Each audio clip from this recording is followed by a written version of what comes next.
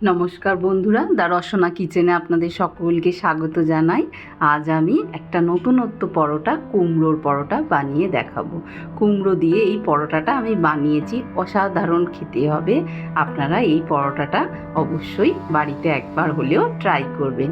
আর তার সঙ্গে একটা দইয়ের চাটনি বানিয়েছি আর মটরের ঘুগনি। এবার আমি এই পরোটাটা বানাবার জন্য একটা প্যানে 1 চামচ জিরে আর 2টো শুকনো লঙ্কা দিয়ে একটু শুকনো খোলায় ভেজে নিয়ে গুঁড়ো করে মশলাটা রেখে দেব। এবার আমি 4 পিস কুমড়ো কেটে নিয়েছি, সেটাকে নুন আর হলুদ দিয়ে একটু সেদ্ধ করে নিয়েছি। আর জলটাও কুমড়োর সঙ্গেই মিশিয়ে দিয়েছি, জলটা আলাদা করে ছেঁকে ফেলিনি। জলটা শুকিয়ে সেদ্ধ করে নিয়ে হাতে করে একটু চটকে নিয়েছি। নিয়ে তার মধ্যে সামান্য একটু হিং দেব আর ওই ভাজা যে মশলা গুঁড়িয়ে রেখেছিলাম সেই মশলা 1 চামচ দিয়ে দেব। দিয়ে ভালো করে কুমড়োটাকে হাতের সাহায্যে মেখে নেব, দিয়ে সরিয়ে রাখবো। এবার আমি 1 কাপ ময়দা নিয়েছি, তার মধ্যে আমি পরিমাণ মতো নুন দেবো, 1/2 চামচ চিনি দেব আর দেব ময়ামের জন্য সাদা তেল। এখানে আপনারা ময়দার বদলে আটাও ব্যবহার করতে পারেন। এবার শুকনো উপকরণগুলো ভালোভাবে ময়দার সাথে খুব ভালো করে পুরো ময়দাটার সাথে মিশিয়ে নেব হাতের সাহায্যে। খুব ভালোভাবে চিনি, নুন আর তেলটা ময়দার সাথে মিশিয়ে নিতে হবে। তারপর আমি এখানে জল ব্যবহার করব না, ওই কুমড়োটা যে সেদ্ধ করে মেখে রেখেছিলাম সেই কুমড়োটা দিয়ে ময়দাটা মাখবো। খুব ভালোভাবে কুমড়োটাকে মিশিয়ে ময়দার সাথে মাখতে হবে, ঠেসে ভালোভাবে শুকনো ময়দা দিয়ে মেখে নিতে হবে। দেখুন আমার এইভাবে একটা ডো তৈরি হয়ে গেছে। এবার আমি একটু সামান্য তেল দিয়ে এটা থেকে লেচি কেটে নেব। মেখে রেখে দেওয়ার কোনো প্রয়োজন নেই, সঙ্গেই আপনি এটা বানাতে পারবেন। আমি ওই ময়দাটা থেকে আমার লেচি কেটে নিয়েছি, 5টা লেচি বড় বড় হয়েছে। এবার আমি লেচিগুলোকে গোল গোল করে নিয়ে শুকনো ময়দা দিয়ে বেলে নেব। শুকনো ময়দা লেচির মধ্যে মাখিয়ে নিয়ে এইভাবে গোল করে বেলতে হবে। যেমনভাবে আপনারা রুটি বেলেন ঠিক তেমনভাবে হাতে করে ঘোরাতে হবে না, বেললেই দেখবেন আস্তে আস্তে ঘুরছে। সুন্দরভাবে ঘুরলে ময়দাটা এই পরোটাটা ভালো হবে। দিয়ে এইভাবে আমি প্রত্যেকটা পরোটা বেলে নেব।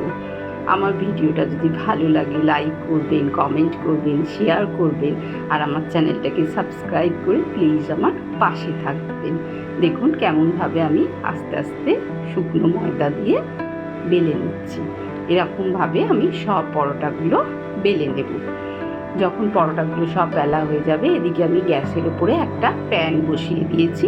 প্যানটা তেতে গেছে, এর মধ্যে আমি পরোটা দিয়ে দেব।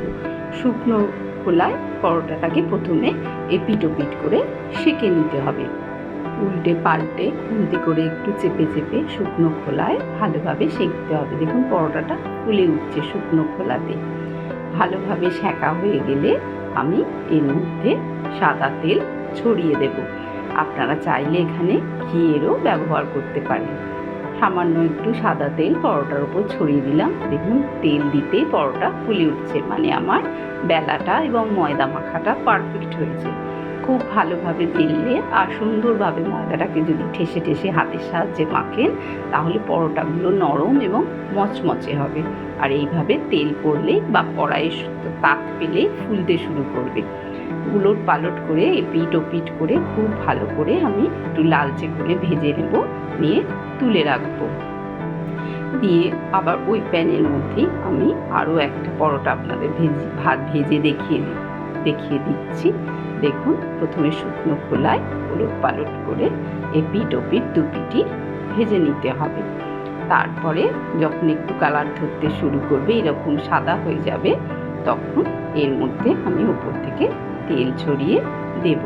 একটু খুন্তির সাহায্যে চেপে ভাজবেন।